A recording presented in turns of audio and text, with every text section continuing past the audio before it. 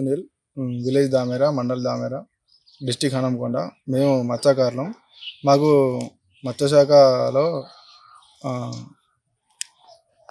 సభ్యమని చెప్పి మా దగ్గర మాజీ చైర్మన్ ఉన్నప్పటి నుండి డబ్బులు 2 టైమ్స్ తీసుకున్నారు. కానీ ఇప్పటివరకు ఇప్పుడు కొత్త చైర్మన్ వచ్చినా కూడా ఇప్పటివరకు అధికారికంగా ఎలాంటి ఇవ్వలేదు. సభ్యత్వం ఇప్పటివరకు కూడా వచ్చినట్టు కన్ఫర్మ్ మాకు లేదు. వస్తానే పోతానే అంటారు కానీ ఇప్పటివరకు రాలేదేమో. మేము మత్స్యకార సంఘంలో సంప్రదించినా కూడా మాకు ఎలాంటి రెస్పాండ్ రాలేదు. మాకు న్యాయం జరగాలని మేము కోరుకుంటున్నాము.